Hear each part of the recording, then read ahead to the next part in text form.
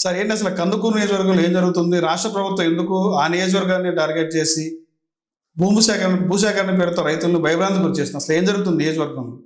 So Kandukur నియోజకవర్గం ఈరోజు ఒక డేంజర్ జోన్లో ఉన్నదనేది మనకు చూస్తుంటే అర్థమవుతా ఉంది. అంటే హోల్సేల్గా కందుకూరుని అమ్మేసే కార్యక్రమం జరుగుతుందనేది చూస్తే బాధ అనిపిస్తూ ఉంది. అసలే వలసలతో సతమతమవుతున్న మా ప్రాంతంలో ఇలా భూములు కూడా లాగేసే కార్యక్రమం అంటేనే బాధపడే అంశం. ఇక్కడ అసలు దీనికి ఆరిజిన్ మనం చూసుకుంటే 2020 ఆ ప్రాంతంలోనే మాలకొండ పరిసర ప్రాంతాల్లో అపారమైన ఖనిజ సంపద ఉందనేది వాళ్ళకి ఒక అవగాహన వచ్చినట్లు అనిపించింది. ఆ రోజు 2021లో జిందాల్కి ఇచ్చిన విధానం, ఇంకా ఎప్పుడైతే ఆ ఖనిజ సంపద వచ్చిందో దాన్ని ఎక్స్ట్రాక్ట్ చేసుకొని తీసుకెళ్ళాలి. సో ఆ పరంపరలో వచ్చిందే హైవే, అక్కడ కందుకూరు సంబంధించిన హైవే, అంటే అక్కడ పామూరు నుంచి సింగరాయకొండ కనెక్ట్ చేసే హైవే. సో ఇది ప్రజలు మా కోసం వచ్చిన హైవే అనుకుంటున్నారు. సో ఆ పరంపరలోనే జనరల్గా ఈ పోర్టు కూడా దుగ్గరాజపట్నం ఉన్నది.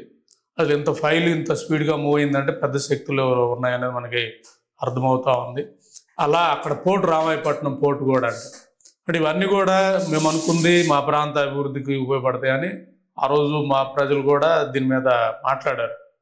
ఇప్పుడు ఈరోజు నేను చూస్తే ఎప్పుడైతే పోర్టు వచ్చిందో ఆ రామాయపట్నం పోర్టు నుంచి ఇంచుమించు పాకల వరకు, అంటే సింగరాయకొండ పరిసర ప్రాంతాల వరకు, అంటే ఇంచుమించు హైవేకి సముద్రానికి మధ్య ఉన్న ప్రాంతం చాలా వాల్యుబుల్ ప్రాంతం అది. అంటే ఎక్కువగా అక్కడ మామిడి తోటలు వేస్తారు.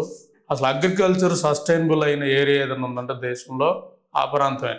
ఎందుకంటే లాభసాటి అయిన అగ్రికల్చర్ అంటే వ్యవసాయం ఆ ఏరియా ఉంది.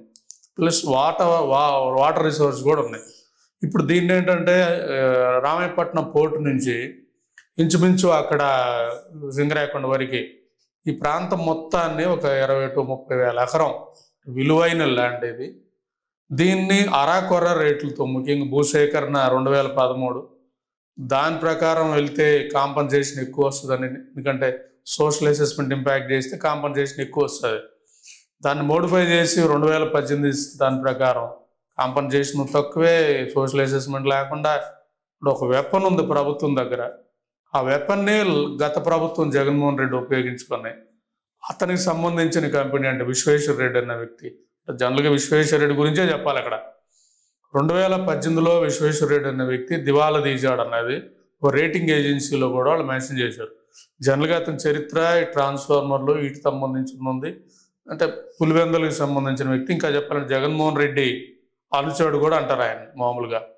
సో ఆయన ఎదుగుదల మనం చూస్తే 2018లో అలా ఉన్న పరిస్థితుల్లో ఈరోజు సో 2019 నుంచి 24 వరకు చాలా భూమి ఇచ్చాడు. అంటే ఇక్కడే కాదు, ఈవెన్ రాయలసీమలో కూడా సోలార్ ప్లాంట్తో ఆ రోజే బీజేపీ వాళ్ళు ఆరోపించిన దాని ప్రకారం 2 లక్షల ఎకరాలు ఆయన భూమి ఇవ్వాలనే దాన్ని తెలిపారు. ఆ ప్రాంతంలోనే మా దాని దగ్గర పోర్టు దగ్గర 8,000 ఎకరాలు ఆ రోజు అతని కోసం అని, పోర్టు కోసం అని తీసుకుని అతనికి అలకేట్ చేసిన విధానం. సో ఇంకా అతని చరిత్ర అనేది మనం లోపలికి వెళ్ళి చూసే కొంది మనకి అర్థమవుతుంది. అంటే ₹1,00,000 పెట్టుబడితో ఇండోసోల్ అనే కంపెనీ పెట్టాడు. దాంట్లో 2 గ్రూపులు ఫామ్ అయి ఉన్నాయి. డైరెక్టర్స్ వచ్చాకి విశ్వేశ్వర రెడ్డి, ఇంకొక అతను రవికుమార్ రెడ్డి కటకం అని. సో రవికుమార్ రెడ్డి కటకం అని అతను చూస్తే బొచ్చరి కంపెనీలు పెట్టి మూసేసిన చరిత్ర ఉంది. అలాగే విశ్వేశ్వర రెడ్డి కూడా మూసేసి పెట్టిన చరిత్ర ఉంది. సో ఇంత ప్రాసెస్లో గత ప్రభుత్వంలో చాలా ఆరోపణలు చేశారు వీళ్ళే. ముఖ్యంగా జగన్ రెడ్డి ప్లస్ విశ్వేశ్వర రెడ్డి అంటే 90,000 కోట్లని ఈనాడులో విత్ ప్రూఫ్లతో వేశారు వాళ్ళు. అలాగే ఆంధ్రజ్యోతిలో వేశారు ఆ రోజు.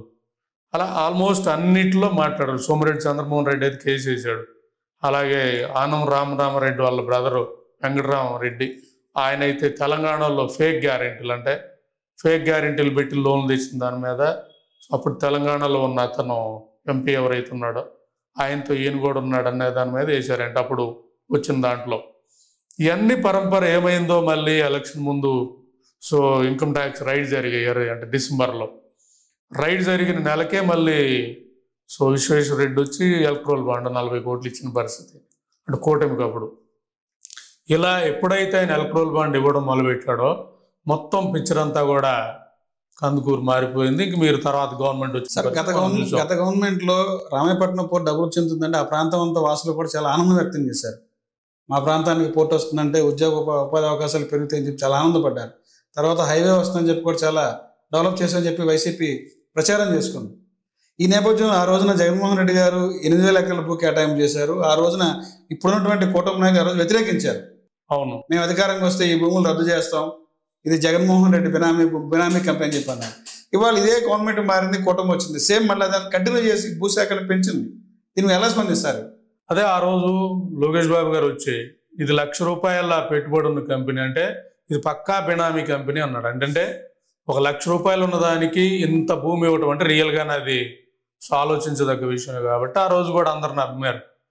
ఎప్పుడైతే ఇది ప్రభుత్వంలో వీళ్ళు ఎలక్ట్రల్ బాండ్స్ ఇచ్చలేదు, ఎన్నికలకు నిధులు ఇచ్చారని వెళ్ళిన దాంతో ఇప్పుడు విశ్వేశ్వర రెడ్డి అనే వ్యక్తి వీళ్ళకి కనెక్ట్ అయిపోయాడు. మెయిల్ గవర్నమెంట్ రాగానే వీళ్ళతో కనెక్ట్ అయ్యారు. చాలామంది చెప్తారు జగన్ రెడ్డితో డిఫర్ అయ్యాడికి వచ్చాడంట. కాదు, ఎందుకంటే ఆయన వ్యూహంలోనే ఈయన కూడా ఏ ప్రభుత్వంలో ఉన్న పని చేయించుకుని తెలివితేటలు వెళ్ళాయి. అలా వీళ్ళతో ఇప్పుడు నెక్సెస్లోకి వచ్చేసి ఇప్పుడు వీళ్ళకి భూములు ఇవ్వాల్సిన పరిస్థితుల్లో లోకేష్ బాబు కొత్తగా పెట్టిన ప్రపోజల్ 20,000 ఎకరాల భూమిని తీసుకుంటామని అంటే ఓపెన్ అయిపోయాడు. అంటే పోర్టు దగ్గర నుంచి నేను చెప్పిన ఎక్కడైతే సింగరాయకొండ వరకు ఉందో హైవేకి అటు ఇటు ఉన్న భూములన్నీ కూడా వాల్యుబుల్ భూములు. ఇవన్నీ 20,000 ఎకరాలని ఈయన పెట్టినప్పుడు అంటే విశ్వేశ్వర రెడ్డిని షిఫ్ట్ చేయాలి. అక్కడ బీపీసీఎల్ వచ్చింది, అక్కడ విశ్వేశ్వర రెడ్డికి ఇచ్చిన దాన్ని ఇక్కడికి షిఫ్ట్ చేయాలి. కాబట్టి విశ్వేశ్వర రెడ్డికి ఇచ్చిన దాన్ని షిఫ్ట్ చేయడం కోసం ఇక్కడ 8,000 ఎకరాలు పెట్టారు. ఇతనికి నాకు తెలిసి 8,000 కాదు, గవర్నమెంట్ కూడా ఎక్కువ ఇస్తానగా ఇటు మూవ్ అయ్యాడు.